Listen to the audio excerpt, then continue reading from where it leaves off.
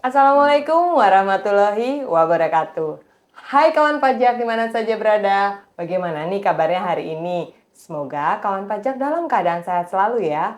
Selamat datang di podcast Simadu seri kesepakatan harga transfer berdasarkan PMK 172 tahun 2023. Perkenalkan saya Rafina, penyuluh dari KPP PMA 2 yang akan membersamai saya pada episode kali ini. Spesial sekali kami mengundang dari tim pengawasan, yakni account representatif. Beliau bertugas mengawasi wajib pajak yang terdaftar di KPP PMA 2. Langsung saja perkenalkan sahabat saya, Bang Ronald di Marbun. Halo, Hai halo, Bang hai, hai, hai. Ronald. Kabar baik ya Bang Ya, Ronald ya? kabar baik. Baik, semoga dalam keadaan prima ya Bang ya? Ya, Baik. Seperti yang sudah kita ketahui, telah dikeluarkan PMK 172 tahun 2023 yang diundangkan pada tanggal 29 Desember 2023. Berdasarkan putusan banding yang kerap kali diajukan oleh wajib pajak di pengadilan pajak, sebagian besar membahas terkait dengan transfer pricing, di mana tidak terdapat kesamaan persepsi antara DJP dan wajib pajak dalam penghitungan atau penentuan harga transfer. Nah, hal ini selalu menjadi temuan dan terus-menerus menjadi koreksi di DJP. Nah, untuk menghindari koreksi yang terus-menerus terjadi ini nih, dan pengajuan banding yang berulang kali terkait harga transfer ini, bagaimana sih solusinya? Nah, Bang Ronald ini nanti di episode ini akan mengupas tuntas terkait solusinya, yaitu kesepakatan harga berdasarkan PMK 172 tahun 2023. Pertama-tama kita harus tahu dulu nih kawan pajak, apa sih definisi kesepakatan harga ini? Atau yang biasa disebut Advance Pricing Agreement, yaitu perjanjian tertulis antara DJP dengan wajib pajak atau dengan otoritas pajak mitra P3B yang melibatkan wajib pajak untuk menyepakati kriteria-kriteria dalam penentuan harga transfer dan atau menentukan harga wajar atau laba wajar di muka. Yuk kita langsung tanyakan saja seputar kesepakatan harga transfer ini. Bang Ronald, seperti yang ya. kita bahas tadi ya definisinya. Sebenarnya kesepakatan harga itu kan perjanjian nih. Lalu sebenarnya apa manfaat dan tujuannya bagi kawan pajak nih, Bang Ya. Ronald? Manfaat dan tujuan terkait APA ini ya, Advance Pricing Agreement ini, seperti kita ketahui di di akhir-akhir ini lagi hits nih sebenarnya APA ini. Karena kenapa hits? Karena sekarang seperti kita lihat, kalau kita lihat data itu sekitar 6 ribuan sengketa pajak Banyak ya, Bang di Ronald ya? pengadilan pajak ya. Nah, jadi kemudian muncullah APA ini sebagai solusi dari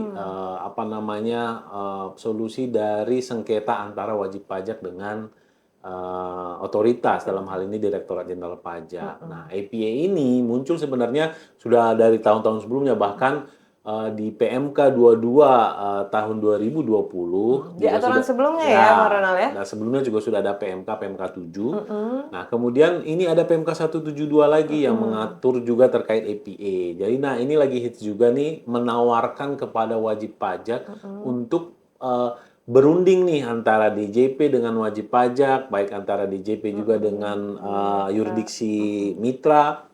Nah, ini berunding untuk apa? Untuk menentukan di awal harga transfer yang disepakati berapa. Jadi supaya tidak sampai ke pengadilan. Nah, jadi kalau manfaatnya nih bisa buat wajib pajak, bisa buat DJP sendiri atau buat negara. Jadi manfaatnya yang pertama yang tadi, kepastian perlakuan perpajakan atas transaksi afiliasi atau ada hubungan istimewa ya, transaksi wajib pajak dengan afiliasinya. Ini kan dipengaruhi hubungan istimewa. Jadi dengan APA ini kalau sudah ada kesepakatan berarti ada kepastian atas transaksi itu yang nantinya tentunya tidak akan sengketa lagi. Kalau sudah ada kepastian. Gitu. Jadi yang pertama tadi ada kepastian sekaligus memitigasi resiko sengketa di yang akan datang di depan gitu. kemudian juga mengurangi compliance cost dari si wajib pajak. Nah, ini nih yang penting nih. Compliance cost ini wajib pajak dengan sengketa dengan otoritas pajak itu tentu mengeluarkan untuk biaya keberatan, untuk mungkin meng-hire konsultan-konsultan, kemudian sampai banding nanti ke pengadilan tentu meng-hire konsultan juga. Ini tentu mengeluarkan Biaya yang tidak biaya, sedikit ya, ya Bang Ronald ya. selain biaya juga waktu Waktu, dan oke. banyak hal lah yang dirugikan. Nah, sementara bagi DJP nih, bagi DJP juga ada administrative cost, ada juga tentu biaya-biaya yang dikeluarkan negara untuk menangani sengketa ini. Nah, kemudian juga manfaatnya bagi DJP juga kepastian perlakuan perpajakan terhadap transaksi Wajib afiliasi pajak. ini. Kemudian juga ini mendorong terciptanya cooperative compliance. Jadi ini cooperative compliance ini bagaimana wajib pajak itu memang secara nature-nya nanti memang comply gitu ya. Dengan kewajiban perpajakannya ya, Iya. Bang Ronald ya. Kemudian goal yang terakhir adalah menciptakan iklim usaha yang kondusif bagi wajib pajak. Jadi dengan adanya APA ini di awal disepakati antara wajib pajak dengan otoritas, maka nanti terciptalah kondusif ekonomi iklim usaha yang kondusif. Gitu. Kira-kira seperti itu manfaat dari APA ini. APA ya, jadi ada dari dua sisi. Jadi dua-duanya diuntungkan Ya, ya, Bang betul. Ronald ya, dari sisi Wajib pajak maupun dari dan sisi dari otoritas, dalam hal otoritas ini di Direktorat Jenderal DJP. Pajak. Oh, oke. Jadi Gitu. banyak keuntungan atau manfaat dari APA ini ya, dari dua sisi ya, Ya, kawan betul. pajak ya. Baik. Kita dari definisi tadi kesepakatan harganya itu poin apa saja tuh Bang Ronald yang bisa diajukan. untuk kesepakatan harga ini? Apakah itu ada tertentu diatur juga atau hanya yang mempunyai afiliasi saja atau bagaimana ininya ketentuannya? Terkait dengan ketentuan yang terakhir diatur di PMK 172 ya, maupun sebenarnya sama dengan diatur di PMK 22 tahun 2020 juga, wajib pajak boleh mengajukan semua transaksi yang ada hubungannya dengan transaksi afiliasi. Oke. Jadi ada penjualan, pembelian, ya kan, pembayaran jasa teknis, intragroup jasa services itu ya, kemudian royalti seperti itu. Jadi semua yang terkait dengan transaksi hubungan istimewa, baik itu penjualan, pembelian, royalti, jasa itu boleh diajukan di dalam APA nanti. Jadi nanti itu yang akan disepakati berapa sih sebenarnya harga wajarnya gitu. I see. Jadi Ya. itu bisa diajukan satu ataupun dua bahkan seluruh transaksi afiliasi yang memiliki dalam 1 tahun pajak misalnya. Oke, dalam 1 tahun pajak ya. Ya, itu kawan pajak banyak juga ya transaksi yang bisa dicakup dalam menentukan harga kesepakatan ini ya. Ya, betul. Oke.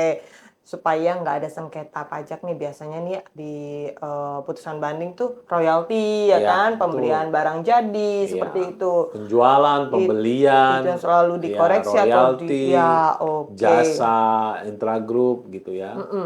Nah, setelah kita mengetahui apa yang akan disepakati, bagaimana cara kawan pajak nih untuk mengajukan kesepakatan harga ini? Karena hal ini tidak hanya terlepas dari sudah dilaporkan pihak afiliasi ada transaksi. Lalu bagaimana cara kawan pajak untuk mendapatkan solusi ini? Bagaimana cara mengajukannya seperti itu? Baik. Jadi di PMK 22 maupun PMK 172 Yang ini terbaru ya? yang terbaru ini diatur menjadi kalau dulu PMK 22 pengaturannya itu adalah wajib pajak bisa mengajukan kesepakatan antara wajib pajak itu sendiri dengan Direktorat Jenderal Pajak atau antara Direktorat Jenderal Pajak dengan yurisdiksi lain yang satu negara itu bilateral namanya. Jadi tadi antara wajib pajak dengan Direktorat Jenderal Pajak itu unilateral, antara Direktorat Jenderal Pajak dengan yurisdiksi lain itu bilateral namanya. Di dalam negeri? Bisa di luar negeri. Oke. Di PMK 172 ini ada terbaru diatur bahwa bisa mengajukan APA ini untuk multilateral. Jadi beberapa negara. Jadi Ini misalnya PT A bertransaksi dengan kita contohkan negara Singapura, Jepang, oke. kemudian negara Singapura, Betul. misalnya negara mana lagi Amerika Amerika. misalnya. Nah itu bisa langsung mengajukan sekaligus untuk Beberapa menyetujui negara. ya beberapa negara untuk berunding antara negara Indonesia, Jepang, Singapura dan Amerika. Gitu. Oke. Jadi pengajuannya bisa yang pertama saya ulangi ya bisa unilateral antara Direktorat DJP. Jenderal Pajak dengan si wajib pajak, Baik. bisa bilateral antara Direktorat Jenderal Pajak dengan satu negara yuridiksinya misalnya Jepang gitu ya. Yang banyak kan Jepang di kita Betul. ya. Kemudian yang ketiga yang diatur terbaru adalah multilateral, bisa antara Direktorat Jenderal Pajak dengan beberapa negara. Itu bisa langsung diajukan secara sekaligus Ya, ya Bang Ronald ya. sekaligus, Oh, gitu. oke. Jadi dimudahkan nih kawan pajak.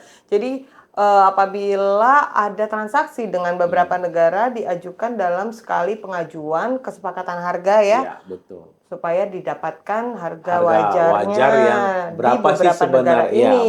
betul.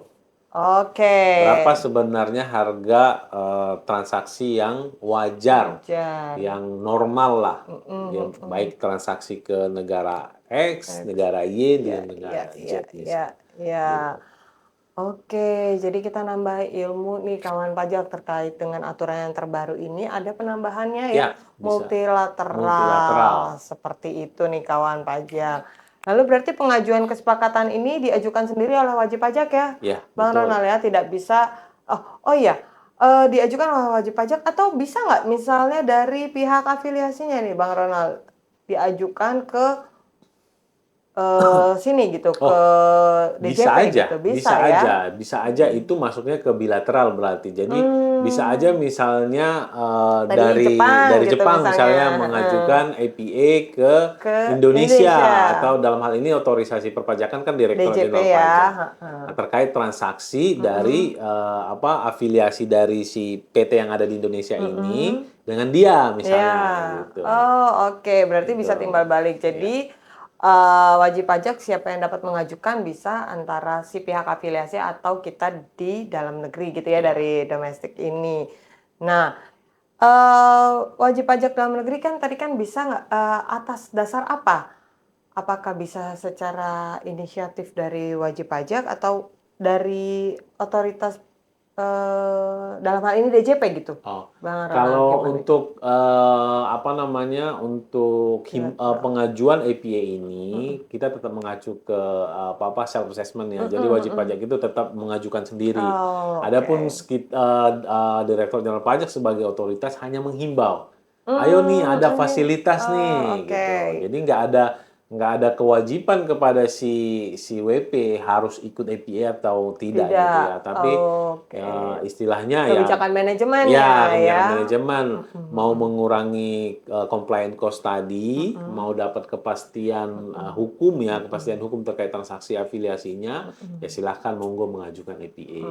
Berarti ada pemberitahuan tertulis juga bisa ya, Ya. tapi tetap permohonan itu datang dari si wajib pajak. Nah, kecuali misalnya afiliasinya yang yang tadi yang kita bilang tadi di dari yurisdiksi lain mengajukan misalnya hal yang sama dengan APA ini, ya, maka DJP dalam hal ini dia kan harus berunding dengan yurisdiksi sana kan. betul. Nah, dia bisa nanti mengkontak ke wajib pajak yang di sini atas permohonan yang di sana. Oh, gitu ya. Jadi Karena kayak dia seperti menguji juga kan. apa ya, menyambut atau merespon Ya, apa yang betul. mereka ajukan ke Iya, wajib pajak yang di iya. dalam negeri gitu. Oke.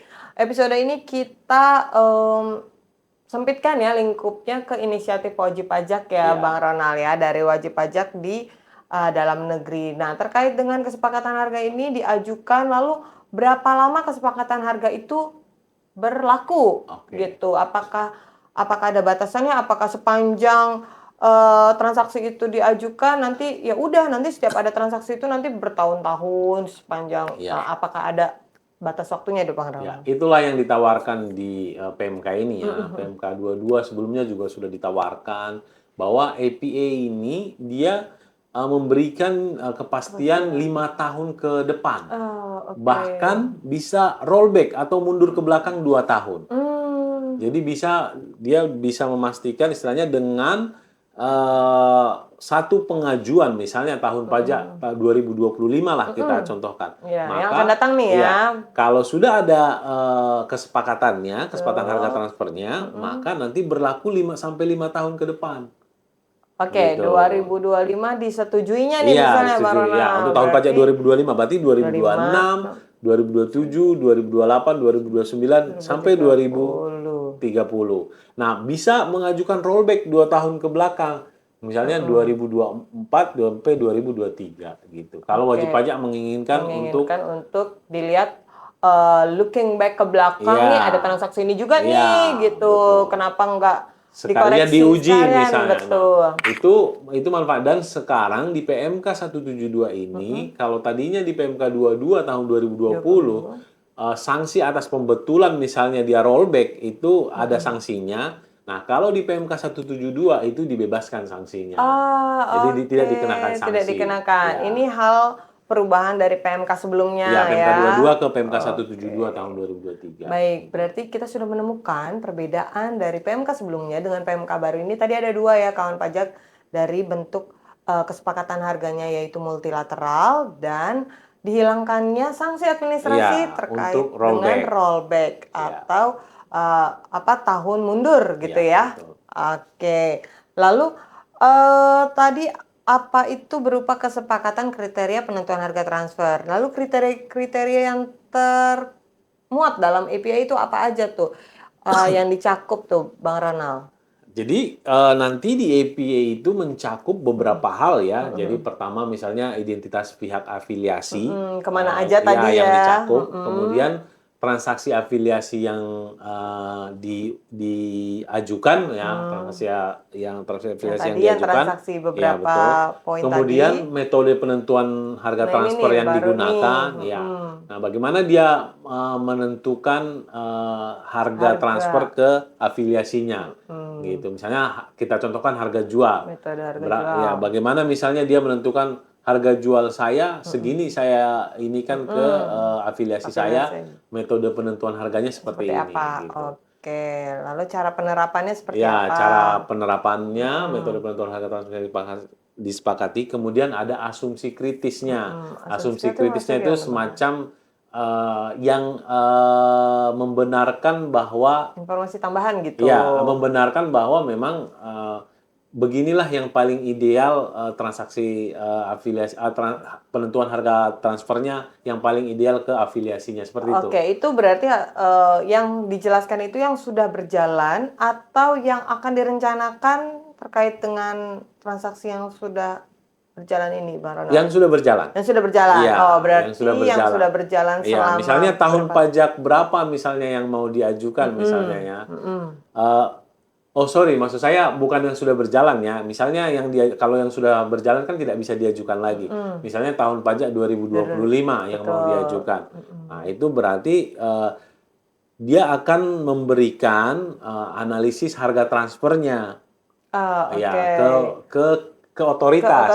Supaya ya, untuk dipertimbangkan. Dianalisis ya, untuk dianalisis untuk apakah sudah benar penentuan harga transfernya. Kalau nanti belum sesuai menurut otoritas pajak atau dalam hal direktur jenderal pajak, nanti akan dirundingkan mana yang paling ideal atau mana yang di titik angka mana ketemunya seperti itu. Oke, jadi itu adalah penilaian dari otoritas terkait dengan yang sudah berjalan. Ya. Mungkin sebagai tambahan yang 3 tahun ke belakang ya, Bang Ronald ya, 2 tahun ke belakang ya, dilihat ya. Untuk jalan yang sudah transaksi yang sudah berjalan, lalu nanti akan dianalisis untuk 5 tahun yang diajukan tadi. Iya, betul. Oke, balik lagi ke tadi yang masa berlaku nih, Bang Ronald. Untuk persyaratan permintaan pemberlakuan mundur itu, apakah selalu ditawarkan? Apakah misalkan 2 tahun ke belakang kan belum diajukan, lalu ternyata udah diperiksa tuh Bang Ronald. Itu gimana tuh? Jadi ada syarat dan ketentuannya ya untuk mengajukan rollback ya. Jadi ada syaratnya tuh. Yang pertama belum daluarsa penetapan, ya kan. Jadi artinya si tahun pajak yang dia ajukan untuk pengajuan rollback-nya itu belum daluarsa. Yang Betul. kedua, belum diterbitkan SKP PPh Badan. Oh, Artinya berarti dengan katanya belum diperiksa. terbit ya, belum terbit SKP. Kalau SKP. diperiksa boleh aja, Boleh tapi belum aja. terbit SKP-nya. Oh, Gitu. oke. Kemudian tidak sedang pemeriksaan bukti permulaan, penyidikan, tindak pidana di bidang perpajakan. Jadi tidak ada sengketa hukum. Sengketa Nah, hukum. gitu. Berarti dengan kata lain, kalau Proses lagi hukum lah ya. Tidak ada di dalam antara proses itu, hukum ya. berarti kita skip dulu nih tahunnya, Iya, gitu ya, betul. Bang Iya, Ronald ya. betul. Berarti 2 tahun itu belum tentu urut nih. Misalkan 2025 tadi, terus mundur ke 2024, 2023, 2023-nya diperiksa. Bisa nggak ke 2022? Hanya bisa 2 tahun ke belakang. Oke, Oh, jadi kalau dia oke. mengajukan 2 tahun, misalnya dia mengajukan tahun pajak 2025, maka dia bisa rollback-nya hanya 2024, 2023. Oke, berarti 2024 doang nih dengan catatan 2023-nya udah nggak memenuhi kriteria gitu ya? Iya, Berarti ya? kalau daluarsa penetapan kan 5 tahun, berarti 2023. Kalau misalnya pengajuannya nanti di 2028 untuk Masih tahun bisa. pajak 2025, itu udah nggak bisa Udah lagi. nggak bisa Iya, lagi. gitu. Oke, baik. Itu ada syaratnya juga nih kawan pajak terkait dengan permintaan pemberlakuan mundur atau rollback tadi gitu ya. Nah, setelah kita mengenal serba-serbi atau kesepakatan harga tentang kesepakatan harga transfer ini, selanjutnya kita beranjak ke timeline proses APA diajukan sampai dengan keputusan APA itu berlaku. Nah, seperti yang kita bahas di awal tadi, permohonan apa diajukan oleh wajib pajak dalam negeri dalam hal ini karena inisiatif wajib pajak atau inisiatif wajib pajak atau yang bisa dibilang unilateral atau multilateral tadi ya. Bilateral juga ya berarti ya di Iya. PMK ini gitu ya. Ketentuan apa aja nih Bang apabila wajib pajak dalam negeri ingin mengikuti program APA ini? Tadi Jadi kita belum ketentuan-ketentuan dasarnya ya maksudnya Kak ketentuan Rafina ya. dasar dari Ya, pengajuan ini. ketentuan-ketentuan dasarnya saya rasa ini mudah lah ya. Yang pertama menyampaikan SPT 3 tahun terakhir. Kemudian diwajibkan dan memenuhi kewajiban untuk menyelenggarakan Tipidok 3 tahun terakhir. Itu juga dilampirkan ya Bang Ronald ya berarti. Tipidok. Kemudian tidak sedang dilakukan pemeriksaan bukti permulaan seperti yang tadi lah. Tadi sengketa hukum ya. Kemudian transaksi afiliasi dilaporkan dalam SPT 3 tahun terakhir. Kira-kira kemudian yang terakhir adalah usulan penentuan harga transfer berdasarkan PKKU menurut dia, gitu. Ya. Berarti Yang tidak menyebabkan tentu laba operasinya menjadi lebih kecil. Ya, misalnya tadinya laba operasinya 3%.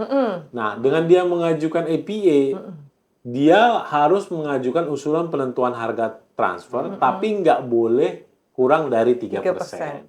Bentar, kita cerna dulu nih Bang Iya. Ronald.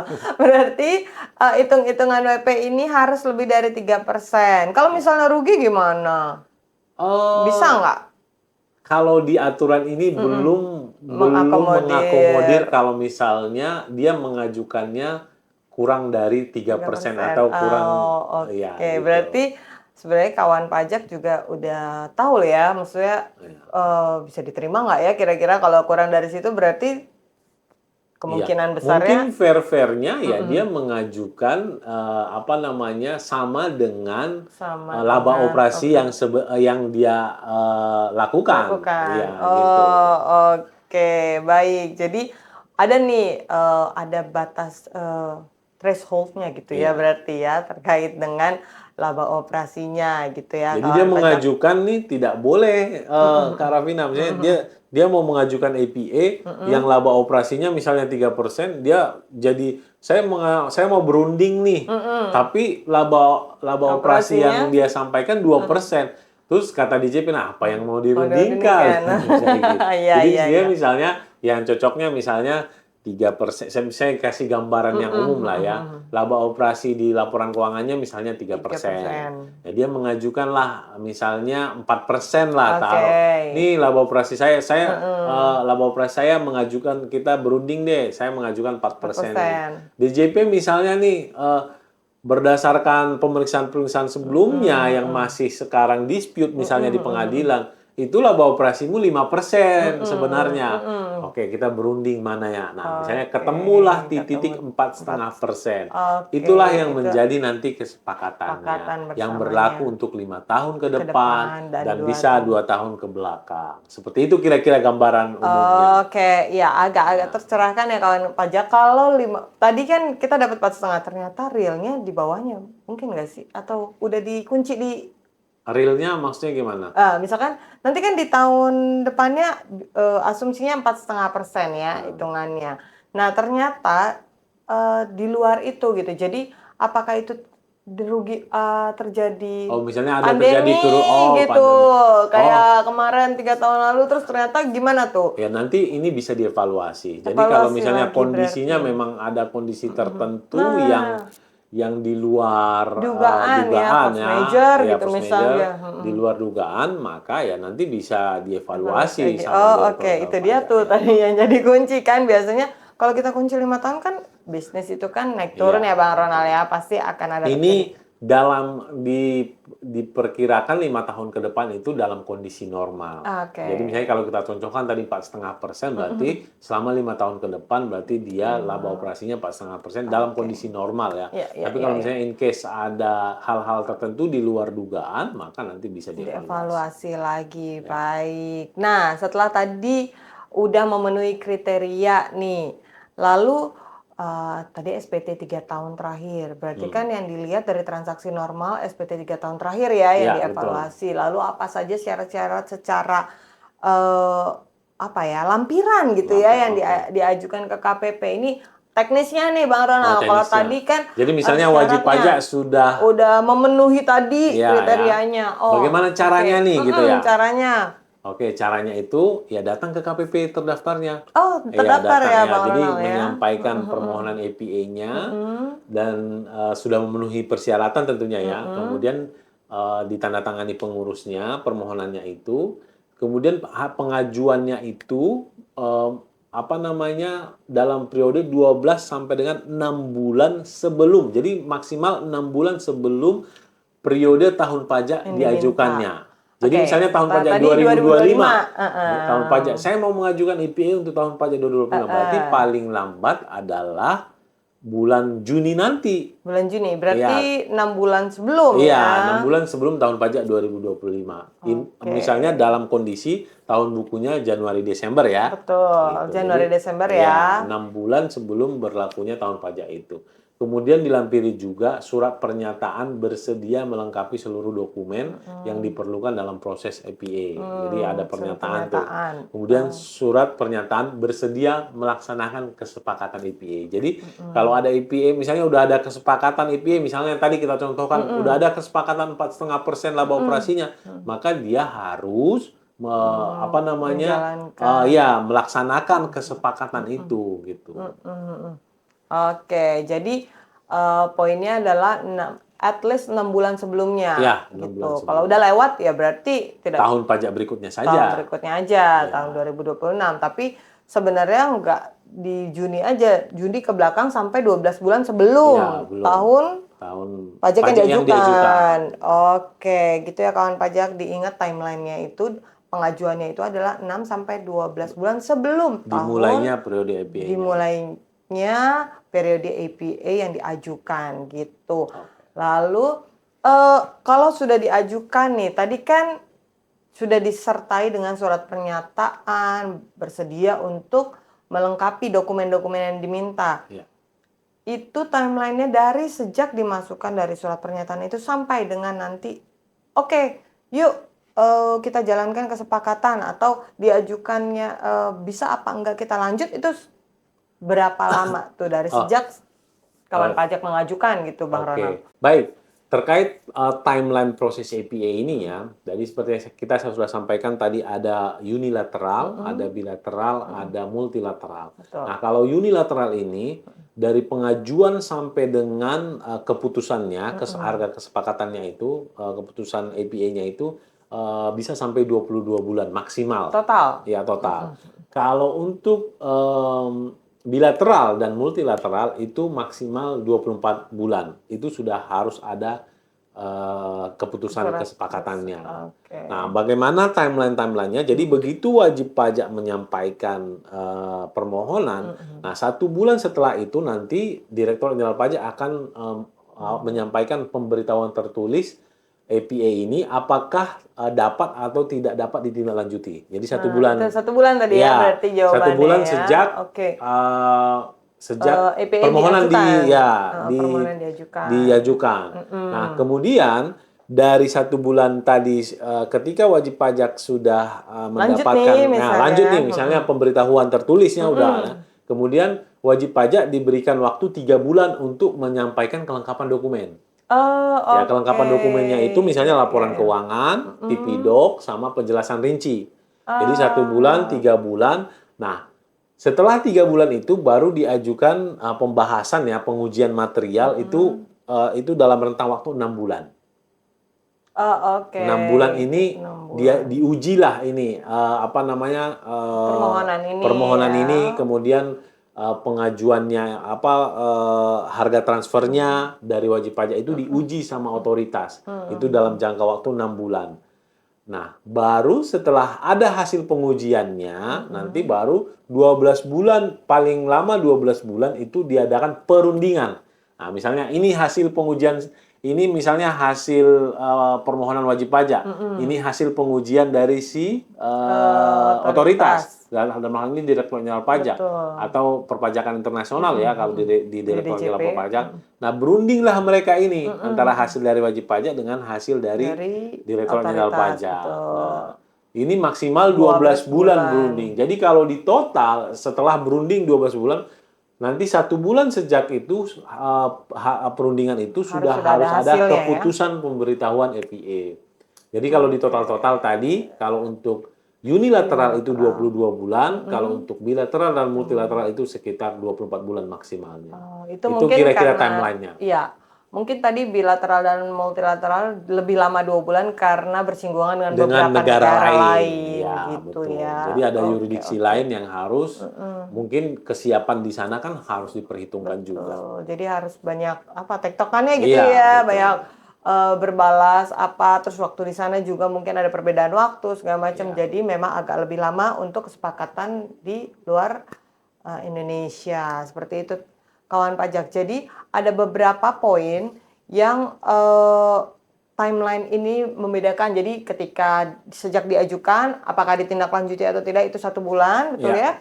Lalu dari 1 bulan itu nanti ada 3 bulan untuk kelengkapan, iya, betul. Untuk dikonfirmasikan apa yang sudah disubmit tadi dari permohonan, lalu sudah dilengkapi baru 6 bulan itu dilakukan pengujian terkait angka-angka atau laporan keuangan itu, pengujian materialnya. Kemudian 12 bulan untuk berunding gitu ya. Wow, so very complicated, tapi itu akan menguntungkan wajib pajak dalam mendapatkan harga wajar dan untuk mencegah terkait dengan sengketa gitu. Oke, kita lanjut lagi nih Bang Ronald.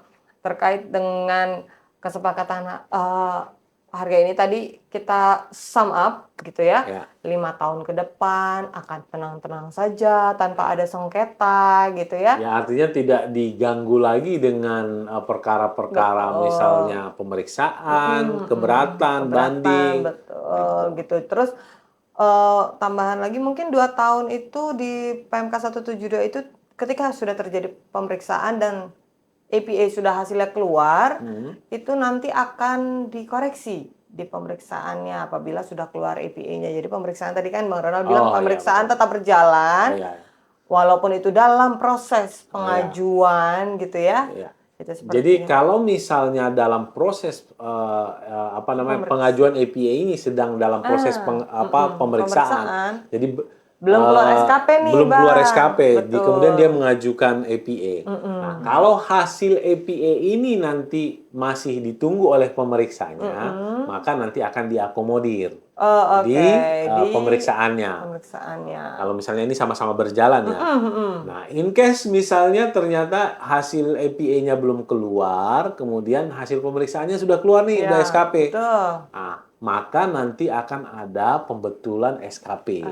Dan tidak ada atas sanksi ya. kalau untuk yang sanksi tadi adalah kalau dia rollback. Nah, kalau dia rollback 2 tahun ke belakang dan dia membetulkan SPT, maka atas kekurangan pembayaran, misalnya ada kekurangan pembayaran, dia tidak akan dikenakan sanksi. Wow, ini dia nih poin yang mungkin kawan pajak tunggu-tunggu nanti gimana ya kalau udah diperiksa terus habis itu sanksinya seperti apa. Jadi di PMK 172 ini tidak akan dikenakan sanksi gitu ya kawan pajak. Nah, sebelum kita tutup nih podcast episode kesepakatan harga transfer berdasarkan PMK 172 tahun 2023 ini Bang Ronald. Yuk kita coba bungkus nih closing statement-nya seperti apa Bang Ronald, kawan pajak yang telah menyimak podcast dari tadi awal ya sampai menit ini gitu. Baik kawan pajak, jadi seperti kami yang sudah sampaikan tadi, Advance Pricing Agreement atau APA ini sangat berguna untuk wajib pajak maupun untuk otoritas pajak. Jadi manfaatkanlah kegunaan-kegunaan tadi seperti yang kami sampaikan tadi. Wajib pajak mendapatkan kepastian hukum atas transaksi dengan afiliasi, kemudian compliance cost juga tentu pasti berkurang gitu ya. Kemudian dari sisi Direktorat Jenderal Pajak tentu mengurangi administrative cost juga, kemudian ada kepastian atas transaksi afiliasi wajib pajak seperti itu. Jadi tentu manfaatnya sangat banyak dan fasilitas-fasilitas yang diberikan tentu menguntungkan wajib pajak seperti tadi 5 tahun ke depan dan bisa rollback ke belakang. Gitu ya, 2 tahun bisa rollback ke belakang untuk memastikan bahwa harga transaksi atau harga transfer atas transaksi afiliasinya sudah sesuai atau sudah sesuai lah, udah pasti lah seperti itu. Jadi kawan pajak manfaatkan untuk fasilitas ini yang ditawarkan pemerintah dan semoga dengan adanya APA ini ya kondisi bisnis juga tentu semakin baik. Itu semakin karena tidak terganggu dengan hal-hal yang lainnya gitu. Mungkin itu dari saya Kak Rafina sebagai closing statement saya. Oke deh Bang. Terima kasih untuk kehadirannya yang sangat jelas dan luas sekali ya wawasan kita di episode ini terkait dengan kesepakatan harga transfer sesuai PMK 172 tahun 2023. Nah, saya ingin mengapresiasi dan mengucapkan terima kasih sebesar-besarnya untuk kawan pajak yang sudah meluangkan waktunya. Semoga membawa manfaat dan kebaikan. Namun jangan khawatir kawan pajak, kita bisa bertemu kembali di program Simadu On Air, siaran podcast KPP PMA 2. Dan jangan lupa di subscribe channel YouTube KPP PMA 2 dan follow akun Instagram @pajakpma2 untuk update informasi perpajakan terbaru. Karena layanan dan pelayanan tugas di KPP PMA 2 tidak dipungut biaya alias gratis. Sekian acara edukasi kewajiban perpajakan yang diselenggarakan oleh KPP PMA 2. Semoga memberi pencerahan dalam menjalankan kewajiban perpajakan sebagai warga negara Indonesia yang baik. Akhir kata, terima kasih dan mohon maaf apabila ada kesalahan dalam ucapan selama acara berlangsung. Kami pamit mundur, sampai jumpa lagi. Pajak kuat, APBN sehat, Indonesia sejahtera. Wassalamualaikum warahmatullahi wabarakatuh.